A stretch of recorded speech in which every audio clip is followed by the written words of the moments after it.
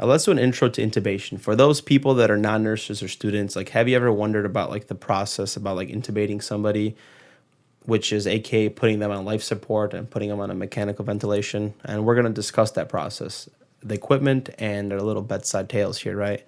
Yeah. So no matter what kind of nurse you are, no matter if you're med surg, telemetry, there's gonna be at one point or another where you're gonna call rapid or a cold where you're gonna need to intubate somebody. Yeah. It's not crazy common, but you are gonna see because you're a nurse over an extensive period of time, over years, and eventually you are gonna get hit with the need for you to help with the intubation. If you're not the main nurse, you're gonna be doing something, you're gonna be giving supplies. So it's good to know, and it's always good to know ahead of time before it's too late. Then you're kind of stuck and don't know what to do when you're asking for help when everyone's busy. Yeah, and that's how I started too with intubations. Like, I used to always like observe them and just figure out what the heck is going on. Because at first, the whole team is working as one man. It's like this system of like, what the heck is going on? But once you get into a flow, you're an awesome, effective team member, and you just know what the hell has to happen. You look at the room, this, boom, boom. Right, just like with a lot of nursing skills, intubation is a thing where the more you do it, the more you learn and the better you get at it. It's just one of those things that you don't see outside the hospital. It's not like playing basketball where you could play at any kind of basketball court. This just happens in the hospital. So, the more time you deal with it, the better you are going to get at it. Yeah. Don't be afraid just because your first time was bad or you were too slow. You can get better at it. Just, unfortunately, it's how it works. Yeah. So the reasons for intubation, did we discuss this? No, not yet. Okay, so it would be an obstruction, facial trauma. The patient becomes unconscious. You have profound hypoxemia, usually diagnosed with like an arterial blood gas, respiratory failure. Let's just say you're in cardiogenic shock. You're on BiPAP, again, hypoxemia, and you have to be intubated.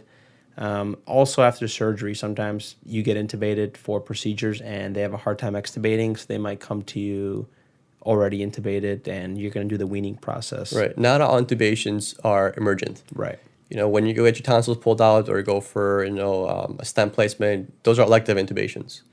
Those are done in the OR or right before the OR. Those are kind of more calm because that's when those nurses are trained for that situation. They've been, intubating people for their whole career. So that's a little bit less hectic. But your bedside intubations, those are usually the ones that are emergent. Even though you are going to have those times where, someone's getting intubated, but it's still an emergent one. Yeah. Because you still gotta hustle your ass. So the to get process. stuff. Exactly, just the process.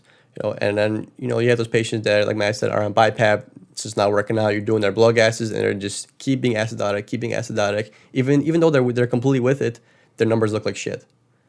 Those are kind of elective emergent, you could say, because you're gonna tell the patient, be like, hey, we're gonna need to intubate you, so this is how it's gonna be, but still emergent because you are calling anesthesia. And the family and everything that happens, and it looks very terrifying for them.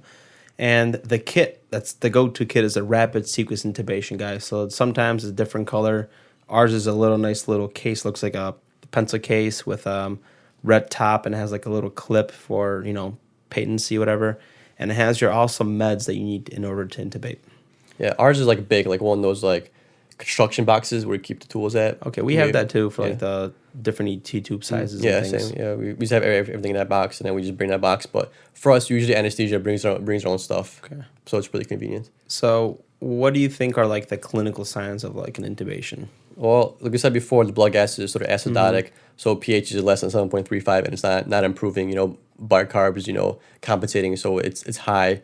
And your CO2 is high as well. Yeah, like the CO2 above like 60, and like you can tell they're very fatigued, or sometimes it could be drug overdoses, man. Sometimes we cause it, like giving too much Ativan, or too much morphine, man. I mean, sometimes you could use a reversal agent on that, but having those ETOH patients that are just being too much to handle, like you'll intubate, man, to just protect themselves. Right. So sometimes it's based on numbers, like we mentioned, and sometimes it's just to protect their airway. Like the patient isn't swallowing properly, or they're at risk for aspiration, or they just can't keep their airway open. Like they extubated somebody, but their airway is so inflamed that they just got to reintubate.